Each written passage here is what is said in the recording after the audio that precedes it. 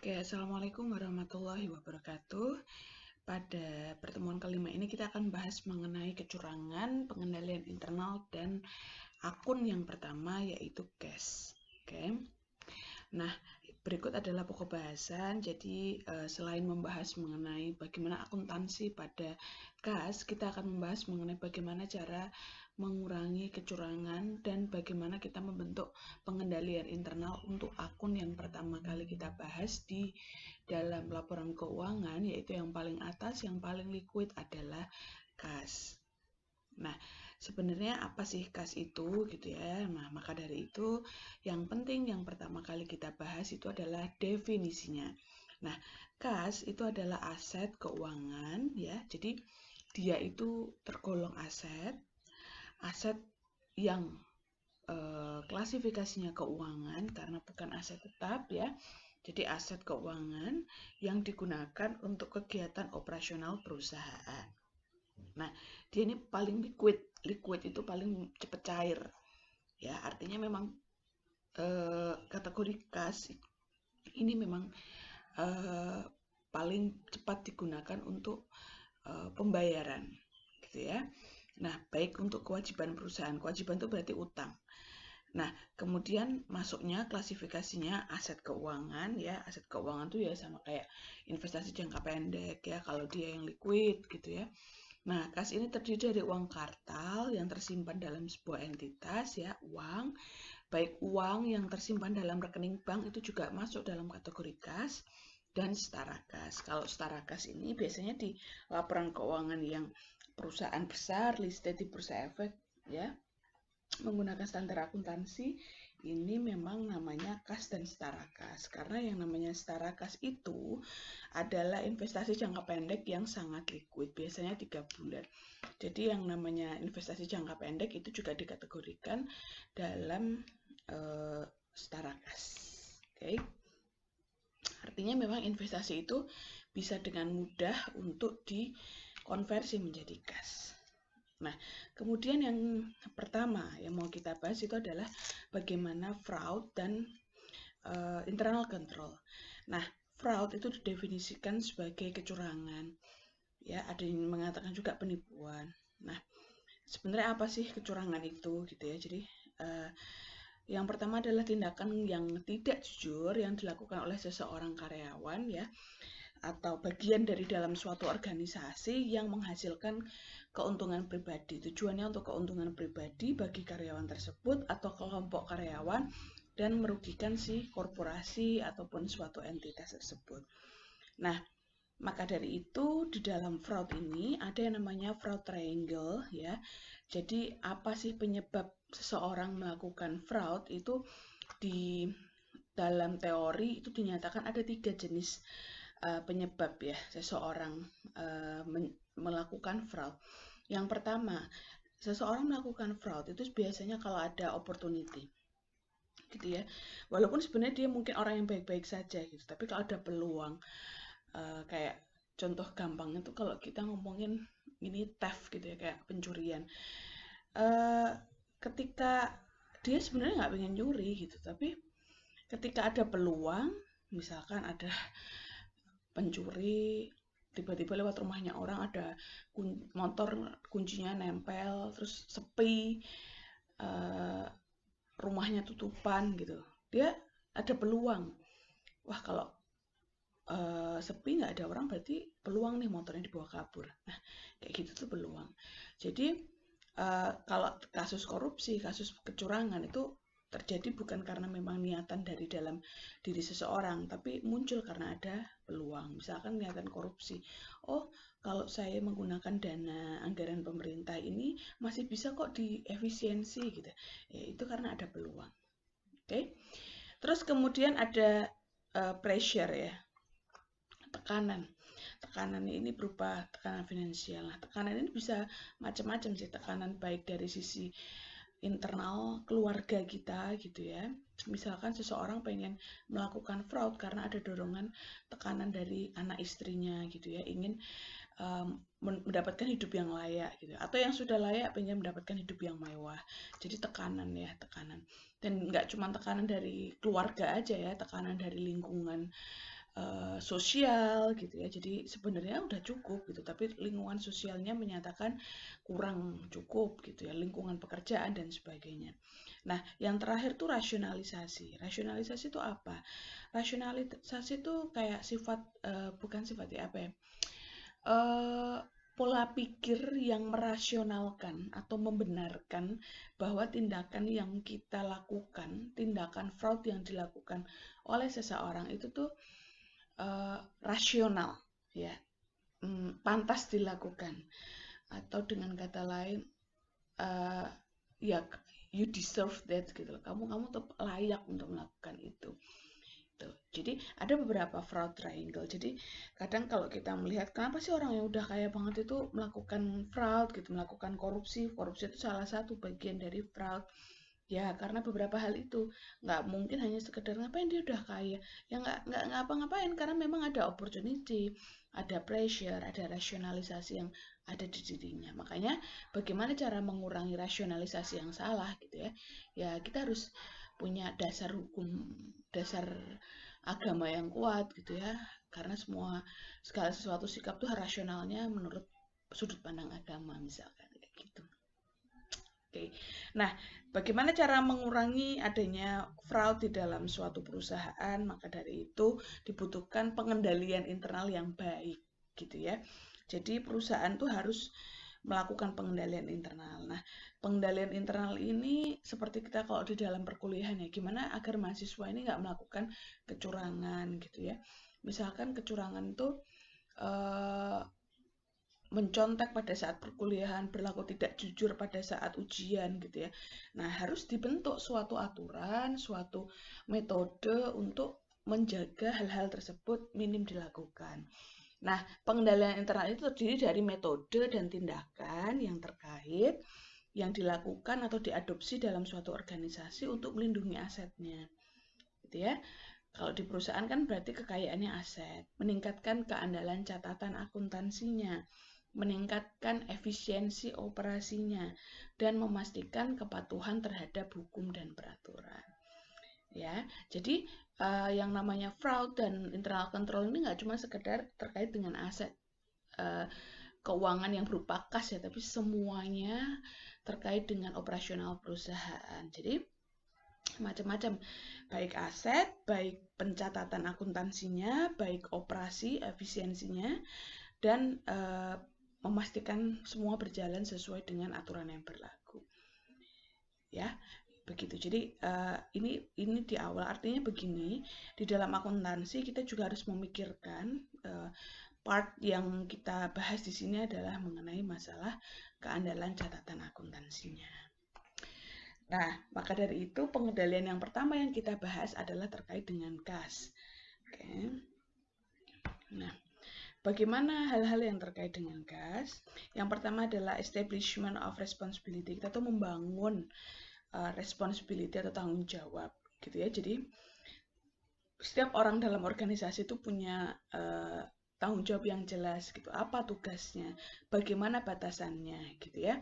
Maka dari itu contohnya misalkan hanya orang-orang yang terkait yang memang dirancang untuk melakukan otorisasi untuk menerima kas masuk ya atau kasir ya memang yang harus bertugas seperti itu ya. Jadi memang kalau kasir memang dia memang megang kas masuk misalkan gitu ya. Ya memang orang yang ditugasi untuk melakukan otorisasi hal tersebut gitu ya. Yang kedua adanya segregation of duties. Segregation of duties itu pemisahan tanggung jawab. Jadi different individuals ya, orang yang berbeda itu seharusnya mencatat kas ya. Orang lain lagi mencatat, dia menerima kas, terus ada yang nyatet sendiri, ada yang megang kas besarnya sendiri dan sebagainya. Jadi kayak teman-teman lihat di supermarket misalkan kita ke Carrefour gitu ya atau ke Matahari gitu ya. Ada yang bagian kasir ya, ada yang bagian nariin dari kasir ya. Biasanya kalau udah uangnya banyak diambilin uangnya gitu ya, cuman dikasih kas kecil kalau di sana untuk kembalian gitu ya. Dan ada bagian akuntannya sendiri ya. Akuntannya biasanya di office-nya. Oke. Jadi kalau semakin besar perusahaan sih semakin punya sumber daya manusia yang banyak, punya sumber daya untuk bisa melakukan itu semua, maka biasanya bisa melakukan pemisahan tanggung jawab, pemisahan tugas. Tapi kalau perusahaan kecil gimana? Ya jadi kasir, ya jadi megang uang, ya jadi akuntan. Nah, itu biasanya pengendaliannya jadi kurang karena yang megang tuh orang yang sama. Akan tetapi bisa juga kita lihat dengan cara melihat dari responsibility-nya. Ya memang kalau tugasmu itu yang kamu pertanggungjawabkan, nah harus hal itu, gitu ya. Nah kemudian juga ada prosedur dokumentasinya, gitu ya. Jadi misalkan urut ya, jadi harus ada urutan dokumen yang kita gunakan dalam melakukan hal-hal pengeluaran kas, mencatat pemasukan kas dan sebagainya. Yang keempat adalah jangan lupa dalam menyimpan uang kita juga bisa melakukan pengendalian terhadap tempat penyimpanan uang atau physical control. Oke. Dan harus ada limit akses ya, akses yang terbatas di penyimpanan uang gitu ya. Untuk menggunakan register kas itu juga harus ada batasannya. Akan tetapi sekarang yang namanya physical control nggak harus selalu ada di perusahaan karena kita bisa melakukan safe deposit bank gitu ya. Kita bisa melakukan menitipkan uang itu juga di perbankan pakai pihak ketiga. Nah, terus kemudian independent internal verification ya. Jadi harus ada supervisornya, pihak independen yang melakukan verifikasi terhadap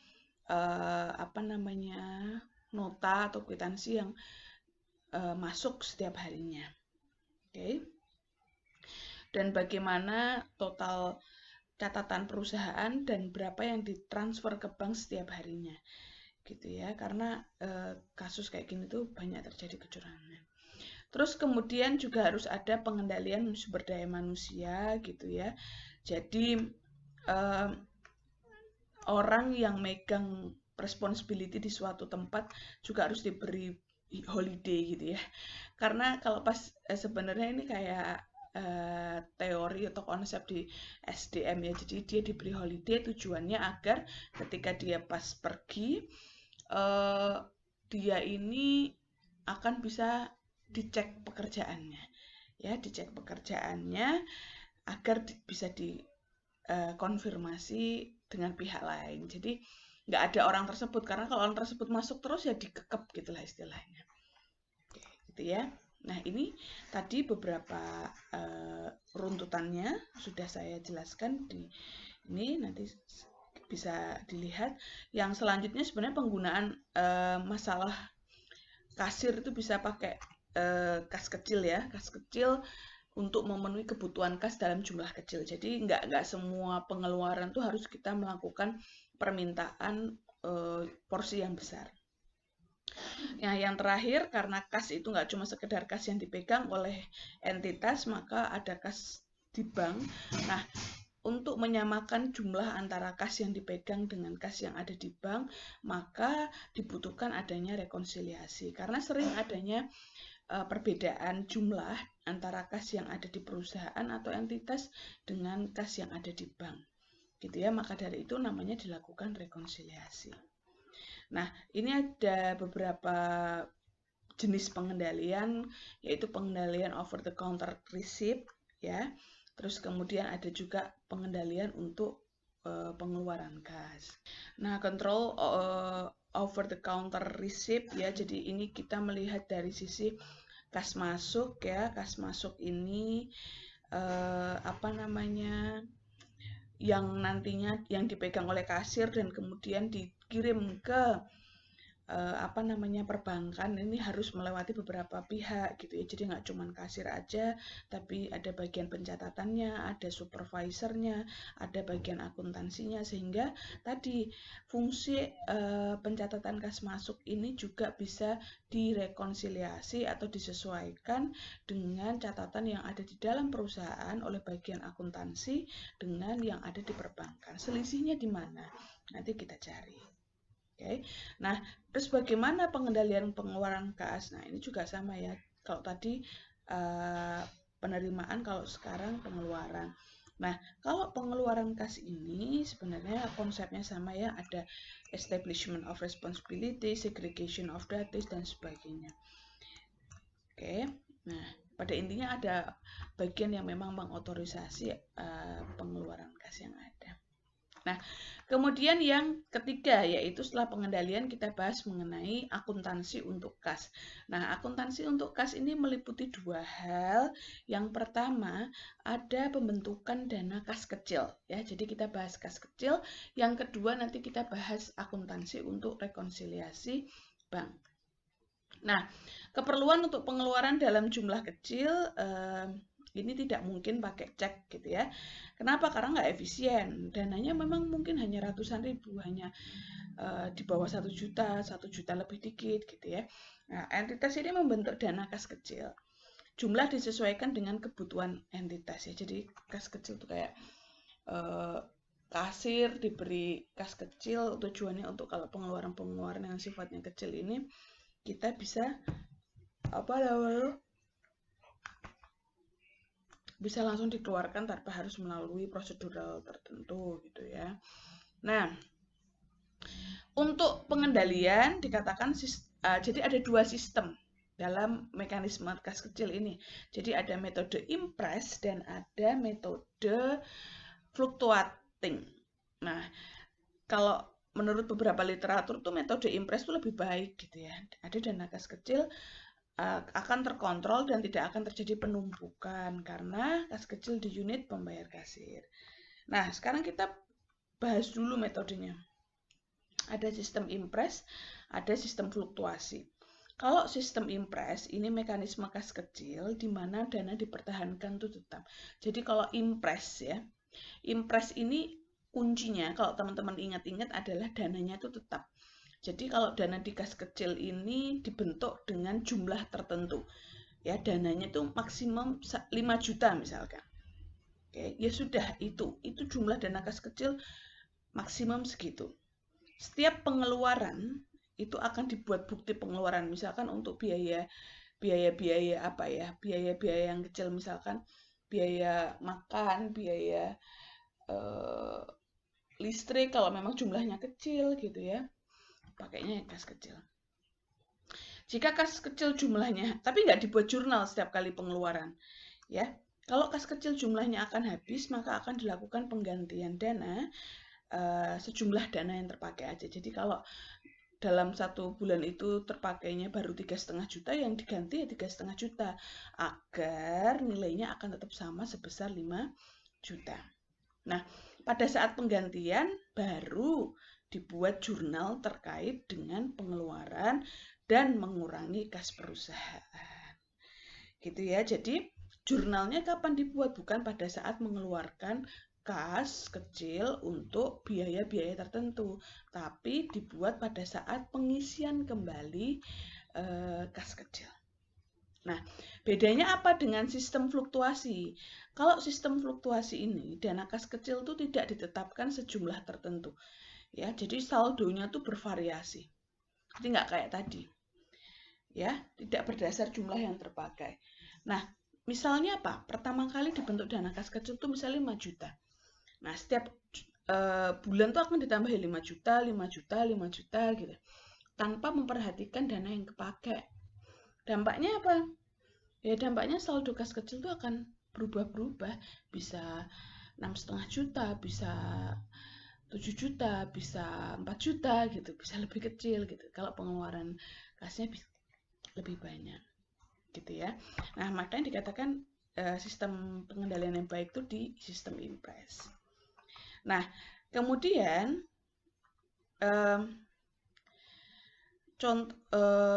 di sini dikatakan mekanisme pengendalian juga terjadi setiap penggantian akan dilakukan perhitungan dana kas kecil terpakai dan tersisa itu berapa.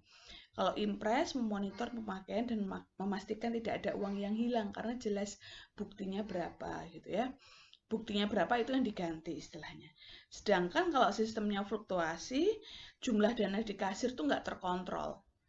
Ya, bisa jumlahnya lebih kecil, bisa lebih besar, bisa jumlahnya terpakai terus jika Oke, jadi jumlahnya bisa banyak karena nggak ada dana kas kecil yang terpakai.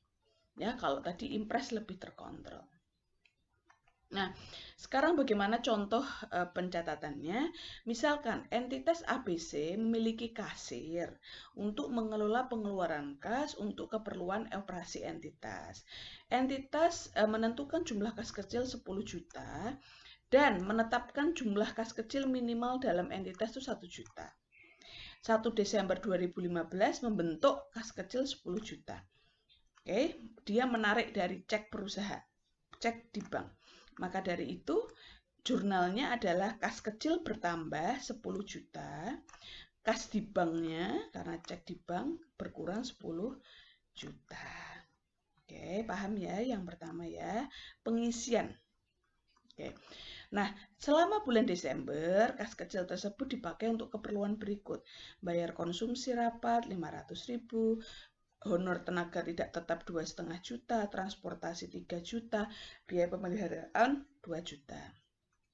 Nah, kalau metodenya impres, pada saat pengeluaran entitas nggak bikin jurnal. Jadi tanggal 1 nggak bikin jurnal, 10 nggak bikin jurnal, 12 nggak bikin jurnal, tapi tetap membuat dokumen pengeluaran, bukti pengeluaran, dan membuat daftar pengeluaran tersebut dalam catatan entitas. Nah, maaf ya ini rada blur. Pada 20 Desember dilakukan penggantian uang kas kecil, dana yang terpakai itu 8 juta. Maka dana yang tersisa kan 2 juta. Jadi yang diganti ya 2 juta gitu loh. 8 juta. Nah, baru tanggal 20 tuh dicatat ininya, beban-bebannya, beban konsumsi, beban gaji, beban transportasi. Nah, kemudian menguranginya bukan mengurangi kas kecil, tapi langsung mengurangi kas di bank, karena langsung diisi kembali. Oke, setelah jurnal di atas maka semua pengeluaran akan dicatat menjadi beban. Saldo kas kecil kembali yaitu 10 juta. Kenapa ya? Ini tetap 10 juta kas kecilnya. Yang berkurang adalah kas di bank. Ya, walaupun secara fisik itu kas kecil berkurang baru ditambah lagi gitu ya. Tapi seperti ini mekanisme jurnalnya. Oke, semoga sudah bisa dipahami. Nah, yang tugasnya nanti ada yang pertama yaitu mengenai kas kecil adalah yang pertama. LaSalle Company membentuk kas kecil pada 1 Mei gitu ya dengan mengambil pada kas di bank melalui cek yaitu $100. The company mengganti mereimburse ya dana kas kecil pada 1 Juni dan 1 Juli. Pada tanggal 1 Juni, dana kas kecil itu tersisa 1,75. Berikut adalah penggunaannya. Digunakan untuk biaya pengiriman, biaya postage ya, pengiriman tapi untuk dokumen misalkan gitu ya, dan biaya lain-lain $25 gitu ya. Nah, kalau pas pada tanggal 1 Juli, kas yang tersisa tuh 3,25 untuk ini gitu ya. Dan 1 Juli tanggal 10 LaSalle itu meningkatkan dana kas kecil dari 100 ke 150. Kita diminta buat jurnal untuk tanggal 1 Mei, 1 Juni, dan 1 Juli, serta Juli tanggal 10. Jadi tanggal 1 Mei transaksinya apa? Yo, transaksinya berarti pembentukan dana kas kecil. 1 Juni itu adalah pengisian kembali kas kecil ya. Juli tanggal 1 pengisian kembali kas kecil. Juli tanggal 10 berarti ada penambahan pembentukan dana kas kecil. Gitu ya. Nah, seperti tadi yang sudah saya jelaskan, tinggal diaplikasikan di sini. Berarti ini memang menggunakan impres karena memang metode yang baik itu yang di literatur sekarang memang yang dicontohkan itu impres. Kalau menggunakan fluktuasi, setiap transaksi itu dicatat di tanggal terjadinya transaksi. Nah, sekarang tanggal 2. Ankara Company menggunakan impres. Dana kas kecil itu dibentuk 1 Maret dengan 100 ya. Kemudian selama bulan Maret berikut adalah resip atau nota yang digunakan dari kas kecil. Nah, tanggal sekian ada jumlahnya gitu ya. Nah, dana kas kecil akan diganti tanggal 15 gitu ya, ketika saldonya sisa 4 ya. Pada tanggal 20 Maret ada penambahan pembentukan dana kas kecil itu 150. Anda diminta membuat jurnal di bulan Maret untuk menunjukkan operasi dana kas kecil. Jadi kalau tadi pakai impres, kira-kira apa aja yang tanggal berapa aja yang harus kita catat gitu ya. Nah, kayak ini mudah, tinggal bikin jurnalnya. Oke, itu adalah kas kecil yang metode impres yang memang kita buat latihan. Nah, kalau sudah, kita terakhir bahas materi adalah mengenai rekonsiliasi bank. Oke, nah untuk kas di bank pada setiap akhir periode itu dibuat rekonsiliasi. Ya, rekonsiliasi itu antara dua pihak tuh disesuaikan, dicocokkan antara rekening bank dan dan saldo kas menurut catatan entitas. Tujuannya mencocokkan. Oke. Nah, saldo bank yang dicantumkan dalam laporan keuangan itu adalah saldo kas berdasarkan hasil rekonsiliasi. Gitu ya. Jadi intinya nanti yang dicatat itu yang hasil rekonsiliasi, bukan salah satu pihak. Nah, rekonsiliasi bank tujuannya untuk apa? Tujuannya untuk pelaporan keuangan, karena nanti kas di bank juga dilaporkan pada setiap akhir periode pelaporan. Namun untuk tujuan pengendalian saldo kas itu ya harusnya dapat dilakukan baik setiap bulan, mingguan maupun harian. Nah, apalagi sekarang dengan adanya internet banking, kemajuan teknologi, maka sebenarnya udah gampang banget ngecek setiap saat mutasinya, gitu ya. Tapi untuk keperluan pencatatan laporan keuangan, ya memang tujuannya untuk pelaporannya biasanya perusahaan secara tahunan, gitu ya. Atau ada yang kuartalan, atau ada yang semesteran. Nah, itu dilakukan rekonsiliasi di tanggal sebelum periode pelaporan, gitu ya. Jadi misalkan tanggal 31. Nah, tapi kalau ngecek mutasi itu bisa setiap saat, setiap waktu sekarang menggunakan internet banking bisa. Ya, jadi nggak perlu harus cetak rekening koran. Nah, kemudian apa saja yang perlu direkonsiliasi ya? Yang pertama, ini dari sudut pandang perbankan, yang sini dari sudut pandang perusahaan. Nah, kalau dari sudut pandang perbankan, ada beberapa hal yang dapat menyebabkan adanya selisih. Yang pertama adanya deposit in transit. Ya, yang kedua adanya outstanding check ya. Deposit in transit ini adalah penerimaan ya yang masih di perjalanan, yang belum sampai ke bank gitu ya. Atau outstanding check ya, cek yang beredar, dan adanya bank error. Nah, ini penyebabnya kira-kira. Kalau di perusahaan kira-kira apa penyebabnya? Ya, jadi ada pemasukan yang ini hampir sama ya, kas masuk gitu, yang sudah diinput di dalam bank tapi perusahaan belum input, adanya cek kosong, kemudian adanya beberapa beban yang sudah dicatat bank tapi perusahaan belum nyatet, dan kalau tadi ada bank error, di sini ada company error. Nah, berarti ini penjelasannya. Deposit in transit, misalkan penerimaan yang dilakukan oleh entitas namun belum disetorkan oleh bank.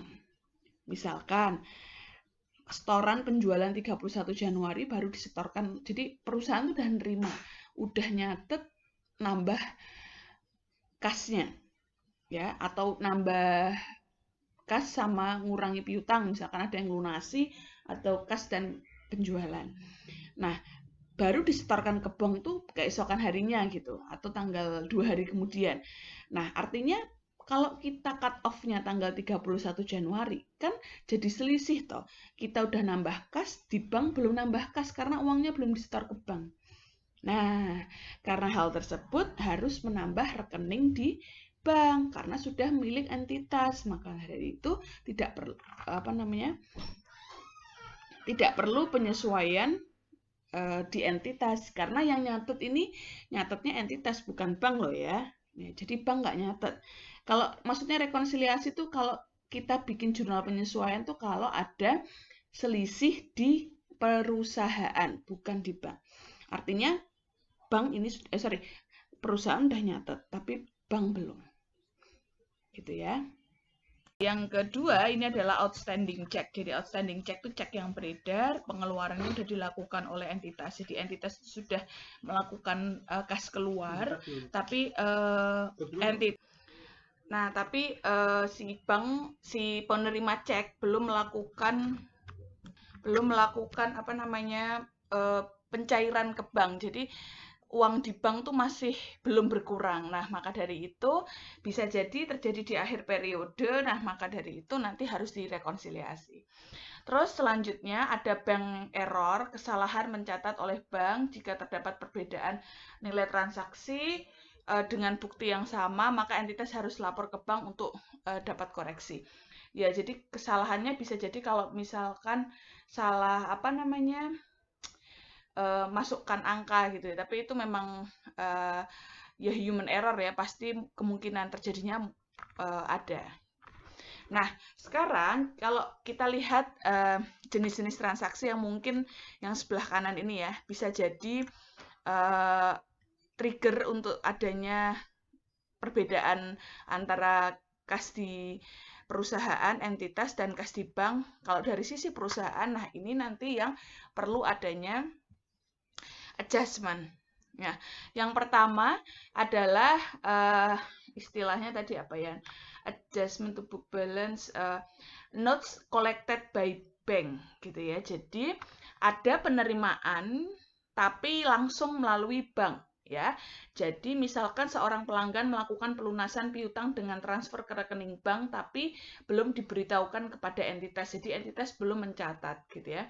Nah, kemudian harus dibuat jurnal penyesuaian entitas dengan debit kas, kreditnya piutang, atau pendapatan. Jadi, kalau memang itu pelunasan piutang, berarti kreditnya piutang, tapi kalau langsung dicatat pendapatan, maka kreditnya pendapatan. Nah, kemudian yang kedua, cek kosong, gitu ya. Nah, ini bisa terjadi ketika perusahaan itu mendapatkan cek dari pihak lain, terus dicairkan, gitu ya.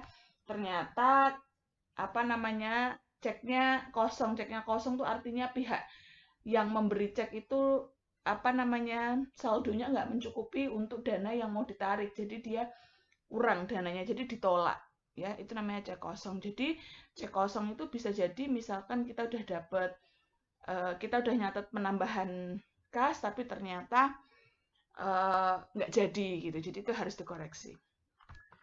Nah, yang ketiga yaitu check printing or other service charge. Itu adalah pengeluaran yang udah dicatat oleh bank dan dilakukan oleh bank namun belum diketahui entitas. Misalkan di akhir bulan gitu ada biaya administrasi bank, atau di akhir awal bulan tergantung perbankannya, kemudian ada pembayaran angsuran, beban telepon yang mekanismenya itu pakai auto debit dari rekening bank, maka entitas harus melakukan penyesuaian karena di rekening banknya udah di minus tapi di sini belum gitu ya, di perusahaan belum, maka perusahaan baru mencatat ya. Terus kemudian adanya company errors ya, kalau tadi bank error. Nah, ini kesalahan mencatat oleh perusahaan. Jika terdapat perbedaan dengan bukti yang sama, maka dibuat penyesuaian gitu ya. Nah, ini contohnya. Jadi ada entitas A dalam catatan atas kasnya menunjukkan saldo 20.502.000 pada tanggal tersebut. Kalau menurut bank ada 22.190.000.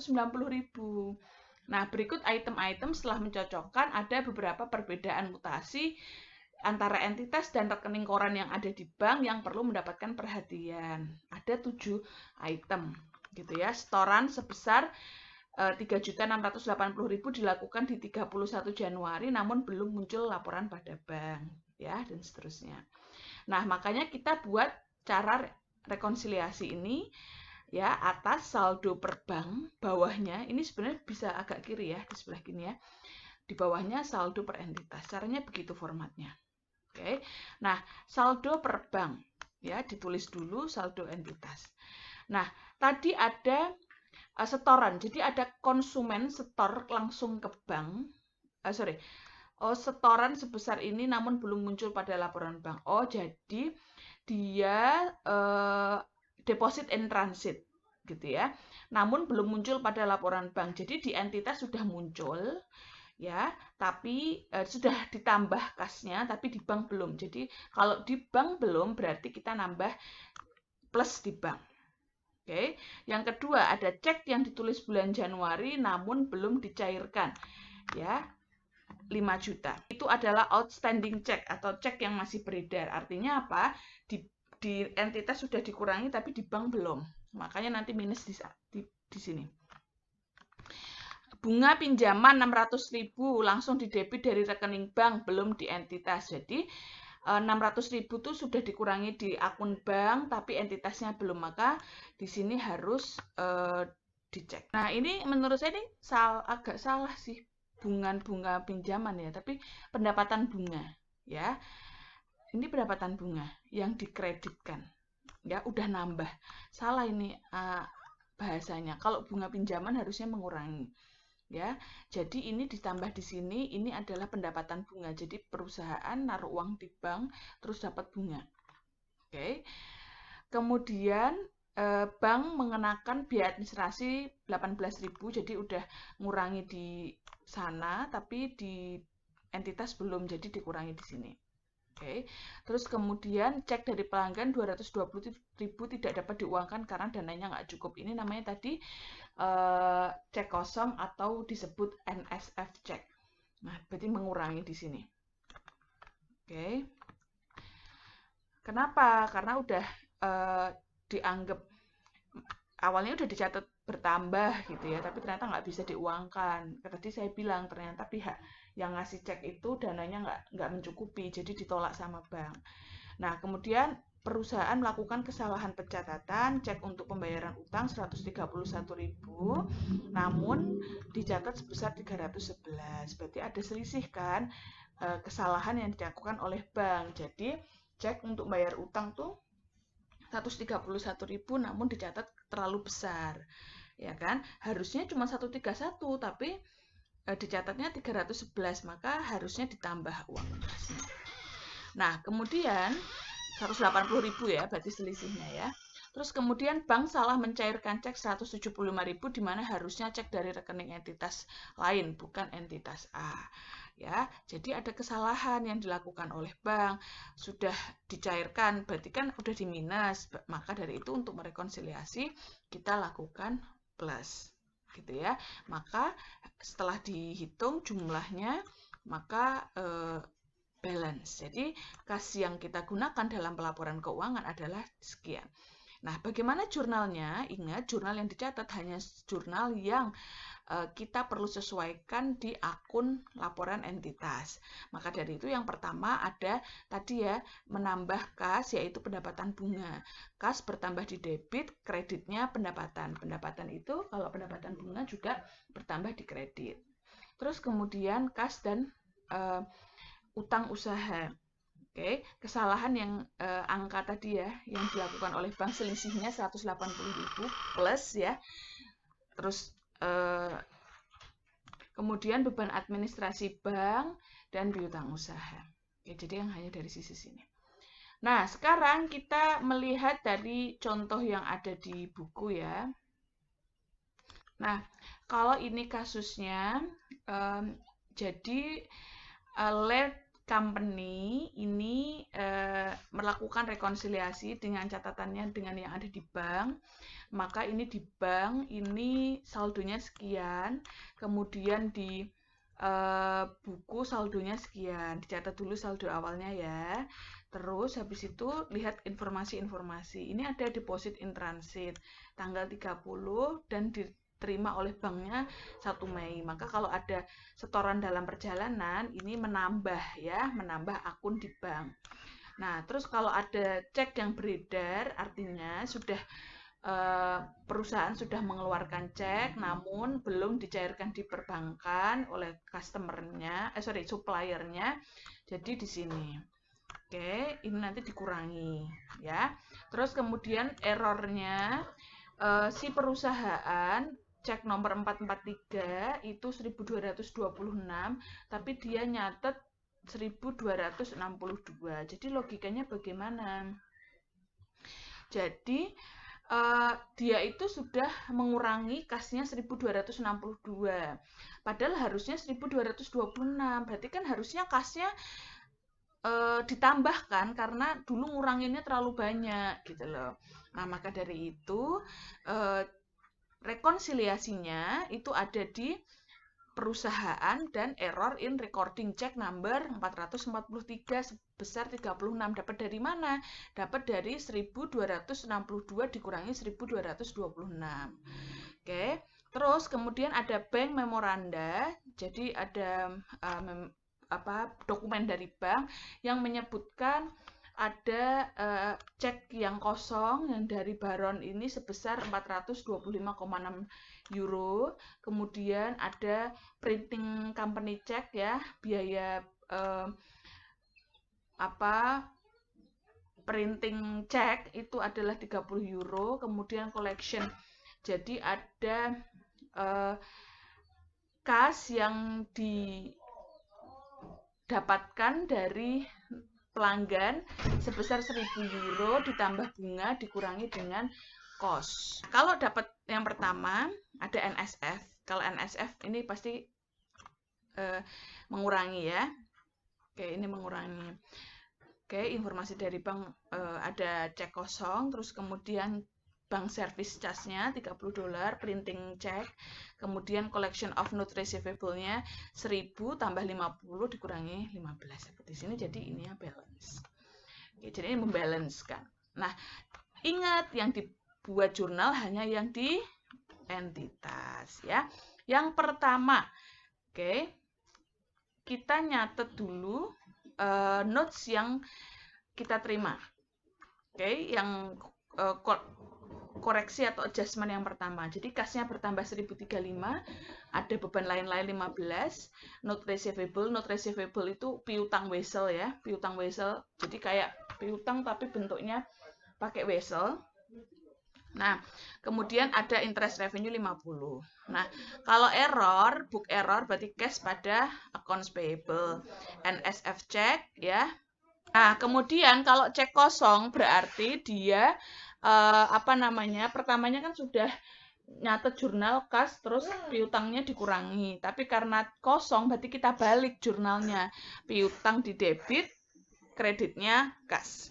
Nah, kemudian biaya administrasi ini bisa ditulis biaya administrasi, tapi kalau di sini dikategorikan miscellaneous expense. Miscellaneous expense ini biaya lain-lain, ya. Tapi sebenarnya nggak masalah kalau memang perusahaan nyatetnya administration expense, gitu ya. Nah, sekarang latihan soalnya berarti yang ketiga. Jadi kita lihat dulu. Kamu nyatet cash balance per banknya sekian. Kemudian cash balance per booknya sekian. Oke, terus habis itu jadi ada judulnya ya, perusahaannya, periodenya, atasnya bank, bawahnya books ya. Kamu buat rekonsiliasinya. Terus Juli bank service charge not recorded by the depositor. Jadi tadi ya beban biaya service atau administrasi belum dicatat oleh perusahaan. Terus deposit in transit sekian. Bank sudah menerima piutang wesel sekian, ini kayak tadi persis, dan ini outstanding check. Terus buat jurnal, ini sudah ada contohnya, boleh menggunakan bahasa Indonesia, boleh menggunakan bahasa Inggris, boleh ditulis tangan, boleh diketik di Word atau di Excel, yang penting outputnya PDF. Dan dikerjakan sendiri, silahkan kalau ada yang masih bingung bisa menanyakan ke saya. Terima kasih, selamat belajar. Wassalamualaikum warahmatullahi wabarakatuh.